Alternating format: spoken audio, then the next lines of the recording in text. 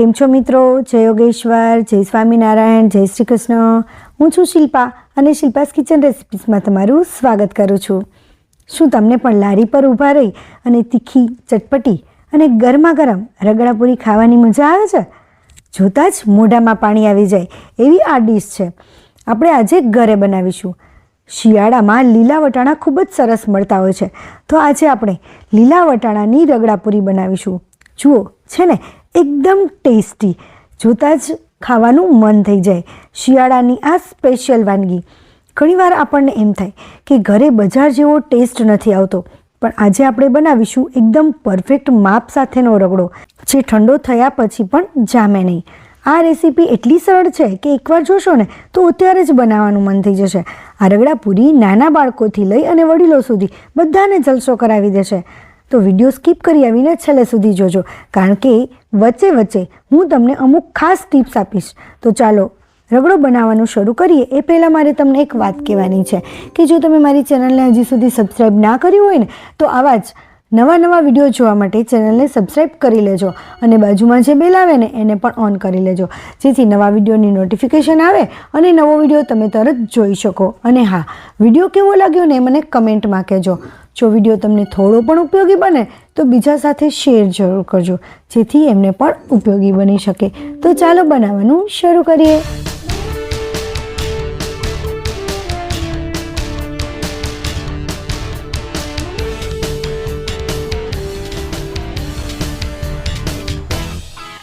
રગડો બનાવવા માટે મેં અહીંયા 7 થી 8 આવડી નાની સાઈઝની ડુંગળી લીધી છે. અને આ ડુંગળી આપણે એની ઉપરની છાલ કાઢી લઈશું પહેલાં તો, અને બધી જ છાલ કાઢી અને સરસ રીતે સાફ કરી લઈશું.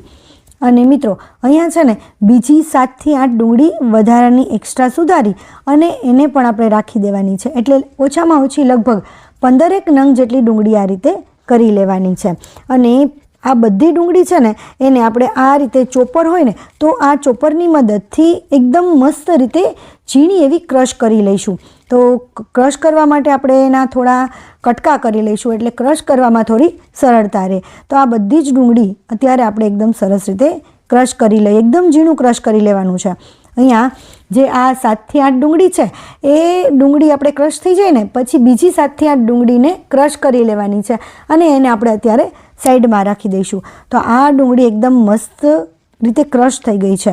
તમે જોઈ શકો અહીંયા એકદમ ઝીણી ક્રશ થઈ છે. જો તમારી પાસે આવું ચોપર ન હોય ને તો આપણે જે ખમણી હોય ને એનાથી તમે ખમણી પણ શકો છો, અને એનાથી એકદમ સરસ ઝીણી ખમણી લેવાની. તો હવે એને અત્યારે સાઈડમાં રાખી દઈએ. અને અહીંયા મેં કુકરમાં લીલા વટાણા અને બટેટા બંને બાફવા મૂકી દીધા હતા. તો આપણે ચેક કરી લઈએ કે બટેટા અને વટાણા બફાઈ ગયા છે કે નહીં. તો અહીંયા સૌથી પહેલાં જે બટેટું છે એના અંદર આપણે થોડું એવું ચપ્પુ ભરાવી અને ચેક કરી લઈશું. તો ઊંડે સુધી સરસ બફાઈ ગયું છે. અને વટાણો પણ ચેક કરી લઈએ. તો અહીંયા આપણે આ રીતે પ્રેસ કરી દઈએ અને એનો જે એકદમ માવો અંદરથી નીકળવા લાગે ને એટલું મસ્ત એવું બફાઈ જવું જોઈએ. તો આવું સરસ બફાઈ જાય ત્યાર પછી આપણે જે બટેટા છે ને એને આપણે કાઢી લઈશું. બટેટાને ધોઈ અને પછી જ આપણે આને આવી રીતે બાફવા મૂકીશું. બટેટાને ધોયા વિના આ રીતે બાફવા નહીં મૂકીએ. અને ત્યાર પછી મેં અહીંયા ક્રોસમાં ઢાંકણું ઢાંકી અને બધું પાણી કાઢી લીધું છે અને એને સાઈડમાં રાખી દઈએ. અને એક પેનની અંદર આપણે વઘાર કરવા માટે તેલ લઈ લઈએ. તો અહીંયા વઘાર કરવા માટે આપણે વધારે તેલની જરૂર નથી પડતી હોતી. આપણે એટલો બધો રગડો બનાવીશું તો પણ એમાં આપણે 3 થી 3.5 પાવ રાખ્યો કે પછી એમાં ટેબલ સ્પૂન કયો એટલું જ તેલની જરૂર પડે છે. તો આપણે એટલું જ તેલ આપણે ગરમ કરવા માટે રાખી દઈએ. અને તેલ થોડું ગરમ થઈ જાય ત્યાર પછી એની અંદર આપણે એક નાનો તજનો ટુકડો નાખી દઈશું.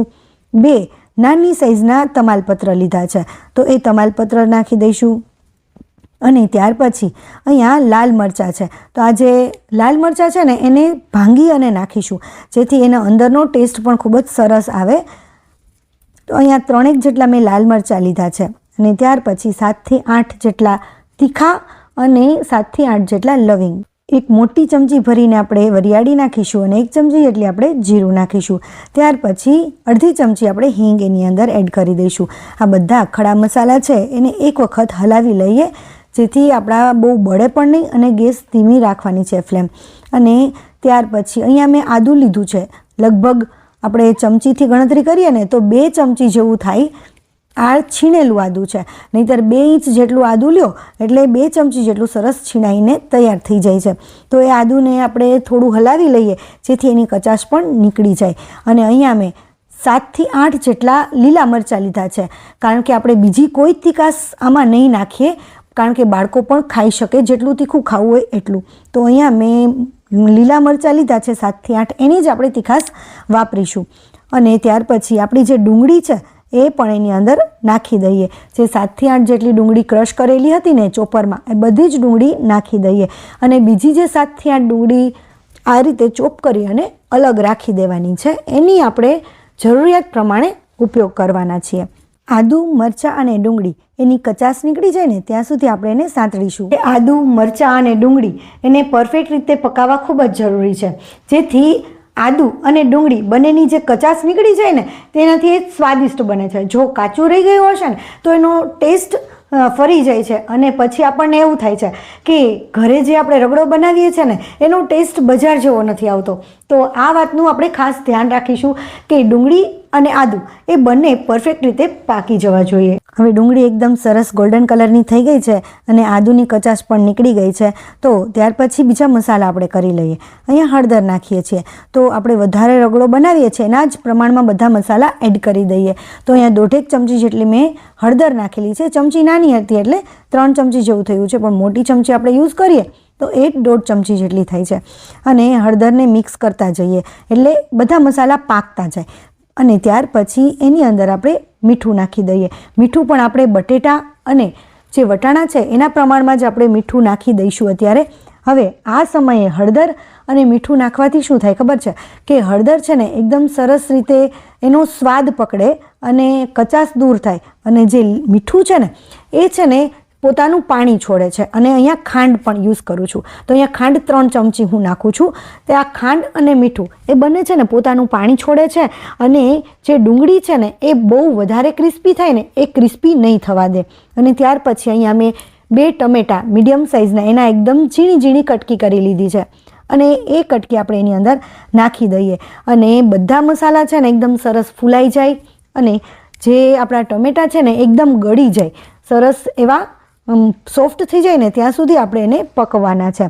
અહીંયા હું તમને બતાવું, આપણા ટમેટા એકદમ સરસ રીતે ગળી ગયા છે. લગભગ 2 થી 3 મિનિટ સુધી મેં મીડિયમ ફ્લેમ ઉપર પકવેલું છે. તો આપણા ટમેટા છે સરસ ગળી ગયા છે. તો હવે એની અંદર આપણે ધાણા જીરું પાવડર નાખી દઈશું. મિત્રો, આ બધા મસાલા છે ને આ રીતે સ્ટેપ બાય સ્ટેપ નાખશો ને તો એનો ટેસ્ટ વધી જશે, કારણ કે મસાલા નાખવાનો પણ પરફેક્ટ સમય હોય છે. જો ધાણા જીરું પાવડર આપણે પહેલાં નાખી દઈએ ને તો એ ધાણા જીરું પાવડર બધું જ પાણી શોષી લે અને ટમેટાને પણ સોફ્ટ થવા ન દે. તો આ રીતે સ્ટેપ બાય સ્ટેપ બધા મસાલા નાખવાના છે. હવે બધા મસાલા સરસ મિક્સ થઈ જાય ને ત્યાર પછી આપણા જે વટાણા હતા ને બધા જ વટાણા એની અંદર નાખી દઈશું.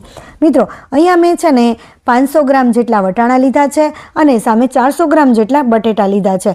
તમે આ માપ થોડું વધારે ઓછું કરી શકો છો.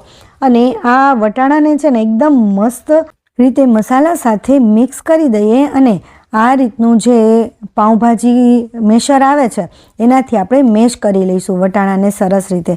વટાણા એકદમ સરસ રીતે મેશ થઈ જવા જોઈએ. અને ત્યાર પછી આપણે એની અંદર જે બટેટા આપણે બાફેલા છે એ બટેટાને પણ એની અંદર નાખી દઈએ અને એને પણ સરસ રીતે મેશ કરી લઈએ. મિત્રો, તમે મારો વિડીયો કયા ગામથી કે કયા સિટીથી જુઓ છો ને એ મને કમેન્ટમાં કહેજો, કારણ કે મારા વ્યુઅર્સ મારા વિડીયો ક્યાં ક્યાંથી જુએ છે ને એ મને પણ ખ્યાલ આવે. અને મિત્રો, જો તમને મારો વિડીયો થોડો પણ ઉપયોગી બનતો હોય ને તો બીજા સાથે પણ શેર જરૂર કરજો, જેથી એમને પણ ઉપયોગી બની શકે. બાફેલા બટેટાને નાખી અને ત્યાર પછી એને આ રીતનું જે મેશર આવે છે એનાથી આપણે સરસ રીતે મેશ કરી લેશું. જો નાખ્યા પહેલાં તમારે મેશ કરી લેવા હોય તો એમ પણ તમે કરી શકો છો, પરંતુ જ્યારે પણ મેશ કરીએ ને ત્યારે વટાણાને પહેલાં મેશ કરી લેવાના અને બટાટા પછી મેશ કરવાના. એનું કારણ એ છે કે જો આપણે બટાટાને પહેલાં મેશ કરી અને પછી વટાણા નાખીને મેશ કરીએ છીએ ને તો વટાણો ઝીણો હોવાને કારણે એ એકદમ સરસ રીતે મેશ નથી થતા. એથી વટાણાને આપણે પહેલાં મેશ કરી લઈશું અને બટાટાને આપણે પછી મેશ કરીશું અને ત્યાર પછી બધું મિક્સ કરી અને નાખી દેવું. અહીંયા આપણે વટાણા અને બટેટા એકદમ મસ્ત રીતે મેશ થઈ ગયા છે. હવે આ રીતના મેશ થઈ જાય ને ત્યાર પછી આપણે એની અંદર પાણી એડ કરી દઈશું અને અહીંયા થોડું આપણે સાફ કરી લઈએ, કારણ કે જેમ વધુ સાફ રસોડું હોય ને એમ આપણને કામ કરવાની પણ મજા આવતી હોય છે, ખરું ને? તો હવે અહીંયા આપણે પાણી નાખી દઈએ. તો પાણી અહીંયા લગભગ 6 ગ્લાસ જેટલું પાણી નાખીશ, પરંતુ અત્યારે આપણે 3 ગ્લાસ જ જેટલું પાણી નાખીએ અને બધું જ સરસ મિક્સ કરી લઈએ. જો બધું પાણી એકસાથે નાખીશું ને તો મિક્સ કરવામાં મજા નહીં આવે અને પરફેક્ટ મિક્સ પણ નહીં થાય. એટલા માટે થોડું એ રીતે મિક્સ થઈ જાય એટલું જ પાણી આપણે નાખીશું અને ફરીથી બીજા 3 ગ્લાસ જેટલું આપણે પાણી એની અંદર એડ કરી દઈએ અને આ વટાણાનો જે રગડો છે એને એકદમ સરસ રીતે ઉકળવા દઈશું. વટાણાનો જે રગડો છે ને એને એકદમ મસ્ત રીતે ઉકાળવો ખૂબ જરૂરી છે. શા માટે ખબર છે એ હું તમને આગળ જણાવું, પણ એ પહેલાં તમે જુઓ આ વટાણાનો જે રગડો છે ને એનો કલર પણ એકદમ ગ્રીન છે. તમારો રગડો પણ આવો જ ગ્રીન બનશે અને એકદમ મસ્ત ટેસ્ટી બનશે. રગડો સારી રીતે ઉકળી જાય ત્યાર પછી એને આપણે એક વખત ટેસ્ટ કરી લેવાનો. જો ખાંડ, મીઠું કે લીંબુની જરૂર લાગે ને તો આપણે એની અંદર આપણા સ્વાદ પ્રમાણે નાખી દઈશું. અને મિત્રો, રગડો જે છે ને એને એકદમ સરસ રીતે ઉકાળવો ખૂબ જ જરૂરી છે. ઘણા લોકો શું કરે છે કે એમાં ઓછું પાણી નાખી અને ઓછો ઉકાળે છે. ઘણાને એમ થાય છે કે વટાણા તો બફાયેલા જ હોય, બટેટા પણ બફાયેલા હોય તો વધારે પાણી નાખવાની જરૂર નથી, પરંતુ જેમ રગડો વધારે ઉકળશે ને એમ એ વધુ ટેસ્ટી બનશે, કારણ કે અંદરના જે મસાલા છે એ જેમ વધુ ઉકળશે એમ એનો સ્વાદ વધારે સારો આવશે. તો રગડો એકદમ સરસ રીતે ઉકાળવો ખૂબ જરૂરી છે. વધુ પાણી નાખી અને વધુ ઉકાળવાનો. લગભગ 20 મિનિટ સુધી આપણે રગડાને ઉકાળીશું, જેથી રગડો આપણો એકદમ મસ્ત સ્વાદિષ્ટ બને. અને ઘણા લોકો જે આ ભૂલ કરે છે ને એ આ વાતનું ખાસ ધ્યાન રાખજો કે રગડાને થોડો વધારે સારી રીતે ઉકાળવા. હવે આપણો રગડો એકદમ મસ્ત એવો ઉકળી ગયો છે અને એની અંદર આપણે લીંબુ નાખી દઈએ. લીંબુ આપણે 5 ચમચી જેટલું આપણે લીંબુ એડ કરી દઈશું, કારણ કે ખાટો મીઠો અને એકદમ મસ્ત ચટપટો બને એટલા માટે. હવે મિત્રો, આ રગડો છે ને મેં 6 થી 7 વ્યક્તિ માટે બનાવેલો છે, પરંતુ જો કે નક્કી ના કહેવાય 6 થી 7 વ્યક્તિને ન પણ પૂરો થાય, કારણ કે આ રગડો એટલો ટેસ્ટી બને છે ને કે એમનેમ જ પીવાનું મન થતું હોય છે, તો એમનેમ ચટ પણ થઈ જાય. તો એનું ધ્યાન રાખજો કેટલો રગડો બનાવો. અને ત્યાર પછી અહીંયા 1 ચમચી જેટલો આપણે ગરમ મસાલો એડ કરી દઈશું. આપણે જે રેગ્યુલર દાળ શાકમાં નાખીએ છીએ ને એ જ ગરમ મસાલો મેં એડ કરેલો છે, એમાં કોઈ નવીન મસાલો નથી એડ કરેલો. અને ત્યાર પછી એકદમ મસ્ત વધારે ટેસ્ટ આવે એના માટે કોથમરી થોડી વધુ પ્રમાણમાં નાખીશું અને એને પણ હલાવી અને થોડું એવું ઠંડુ થવા દઈએ. થોડો જ ઠંડો થવા દેવાનો છે. એની કન્સિસ્ટન્સી તમે જોઈ કે એકદમ મસ્ત એવી કન્સિસ્ટન્સી થઈ ગઈ છે. બહુ વધારે પાણી જેવું પણ નહીં અને બહુ વધારે ઘટ પણ નહીં. જો વધારે ઘટ થઈ ગયો હશે ને તો એ ઠંડો થશે ને ત્યારે એ જામી જઈને એવો બનશે. તો આપણે જામે નહીં એવો બનાવવાનો છે, એટલા માટે આપણે થોડી એવી પતલી એની કન્સિસ્ટન્સી રાખીશું. ત્યાર પછી પાણીપુરીની જે પૂરી છે ને એની અંદર આપણે થોડો થોડો રગડો નાખીશું, થોડા નાના નાના કટકા ટમેટાના કરેલા છે એ નાખીશું, થોડી ડુંગળી જે ક્રશ કરીને રાખેલી હતી ને એ એની અંદર એડ કરીશું, અને સિંગદાણા જે આપણા મસાલા સિંગદાણા આવે છે એ સિંગદાણા છે, અને આપણી જે બુંદી હોય જે ક્રિસ્પી બુંદી આવે છે એ નાખીશું, અને દાડમના દાણા સ્પ્રેડ કરીશું, અને ઝીણી એવી સેવ નાખીશું, અને ઉપરથી ફરીથી કોથમરી નાખીશું. અને આને વધુ ચટપટું, ખાટું મીઠું અને તીખું બનાવવા માટે એની અંદર આપણે ખજૂર આંબલીની ચટણી નાખીશું અને તીખી ચટણી પણ એની અંદર એડ કરી દઈએ. આ બધું તમે તમારા ટેસ્ટ પ્રમાણે વધારે ઓછું કરી શકો છો. જેને જે વધુ ભાવતું હોય એ તમે વધારે એડ કરી શકો, અને જે ઓછું ફાવતું હોય એ ઓછું એડ કરી શકો. અને ત્યાર પછી આ બધી જ વસ્તુ ફરીથી રિપીટ કરીશું. રગડો નાખીશું, સિંગ નાખીશું, સેવ નાખીશું, ડુંગળી નાખીશું, દાડમના દાણા, કોથમરી, સેવ બધું જ ફરીથી રિપીટ કરી અને ત્યાર પછી ઉપર ટમેટો કેચઅપ નાખી અને એને સર્વ કરીશું. એકદમ મસ્ત, જોતાં જ ખાવાનું મન થઈ જાય અને મોઢામાં પાણી આવી જાય. વાવ! આ જ્યારે રગડો બનતો હોય ને ત્યારે એની સુગંધ આવે એ તો જોરદાર.